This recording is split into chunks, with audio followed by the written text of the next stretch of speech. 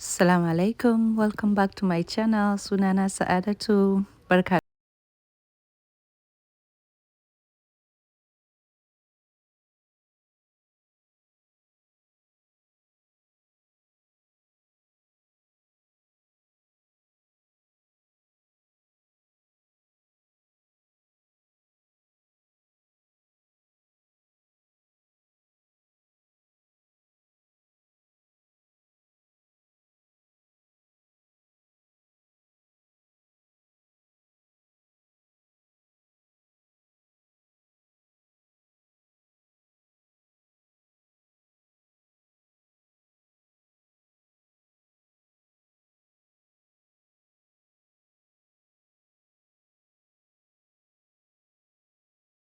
Na kawo muku masa zamu yi.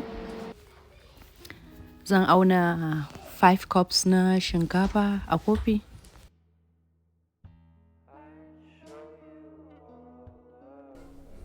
So ina ta zuba rice a cikin kofi. Na auna har kofi guda 5. So sai na zuba kofi ɗaya da wanda zan zo in dafa sai zama kofi 6. To idan na zo na jika shinkafa din, ina jika shi zan wanke. Idan na gama wanke zan cire duka ruwan da ya kamata in cire. Idan na gama cire ruwa din sai in dawo sai in ɗebi kofi ɗaya daga cikin wanda na jika din sai in cire kofi ɗaya. Idan na cire kofi ɗayan sai in dafa shi. So amma yanzu wurin wankewan zaka tabbata ka dan cire ruwan farfarin ruwa din. Idan aka cire farin ruwan sai mutum ya ta zuba ruwa sai ya zo ya jika shi da ruwa mai kyau. Mutum kan jika shi for about 2 to 3 hours idan mutum na da time kenan. So idan ka gama jika shi ka zubar da ruwan ka sai a zo a sa shi a cikin nan ina zuba ruwa ne mai kyau tukuna. So na daura tukunya na wanda zan ɗiba kofi ɗaya daga cikin wanda na jika sai in daura a cikin ruwa. So sai in zo in daura shi akan stove in dafa nan na sa shi a stove. So ya nuna sai na dauko shi ainihin wanda na jika din. Ina dauko wanda na jika sai na ɗiba kofi 5 ne dama sai na zuba kofi 5 din. Ina zuba kofi 5 din sai na dauko da feffen kofi 1 sai na zuba da feffe kofi 1 a ciki. So in ruwan shinkafan kawai na yi amfani da shi, ban wani damu na sa sabon ruwa ba. So gashi nan na zuba shi da feffen. Shi texture din shi is different from wancan din. So I just put it in and then I'll just blend everything together. Ina blending.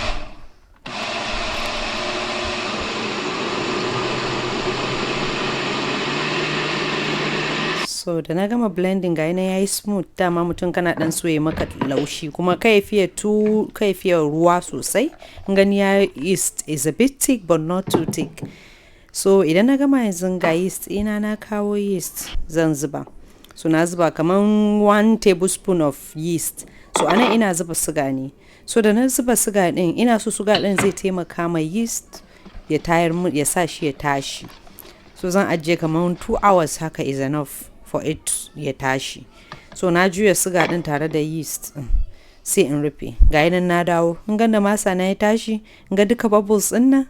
Ya in ka ga bubbles ka kasancewa masan ka yau za a yi masa mai kyau mai faranta ma mai gida rai ko kuma kanka ma rai. So yanzu nan na gama gashi na a cikin kofi zan hau soyawa. So na zuba mai, you can use kowane mai da mutum ke so. Mutum zai iya using olive oil, zai iya using man kwakwa, man gyada, kowane mai. To gashi nan ina zubawa kowane kasko. Don't mind me, wannan tanda din it was a gift from a dear person to my life. So ba zan yi da shi. I still love it. And naga ana using non-stick but this is the one gaskiya da nake so. So na zuba kowanne a cikin bowl din shi. Ina zuba zan juya. Idan one side is golden brown, then you check the other ones too. Ya golden brown ya nuna. But kuma kan mutum ya cika wuta saboda idan ka cika mu masa wuta sai ka ga wani lokaci cikin ya bai nuna ba waje kuma ya nuna. So haka ne shi. Ga masa ne. So gashi nan yayi kyau sosai. And you can eat it with sugar, or the honey, or the miya, anything that that is okay for you mutum ya yi shi. So ni da na yi tomato soup ne, that's what I'm going to use it to eat the masa with. Gashi nan. Yeah, it looks pretty. Yeah, zan sha shi dai da pineapple tea. Tea din pineapple ne, na skin din pineapple na yi tea din. Da ginger, da other abubuwa. So ga da ake yin tea din abarba din. So nan na zuba abarban ne da ruwa da kanumfari na dafa na tafasa, ina tafasa yayi to.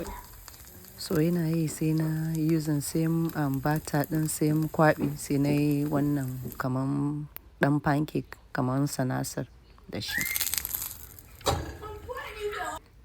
So weekend ne ga munan mun shigo zoo mu zo mu kalla dabbobi. Ga munan muna kallo, ta nan akwai elephant ne, giwa, muna duba shi. Muna ta tafiya sai ga wa'annan su ana kiransu, na manta sunayensu.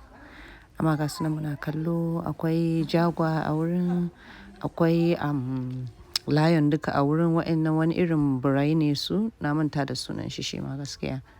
So it's not easy gaskiya inda ake ma animals ka gan su ba. Ni sai in ga kamar da ya so lonely inda suke a cikin cage. Tunda ba natural habitat ɗinsu ba kenan, ba nan suka saba ba. Amma an kawo su an sa su a cikin nan, an dole su yi adapting. Ina daga ta ita ma daga giraffe, ka giraffe can, su tana kallon giraffe. Duka muna ta kallon su. Wannan ostrich ne. Ya muna da ostrich a Nigeria, muna ganin su duka wa'annan abubuwan. Gasu nan.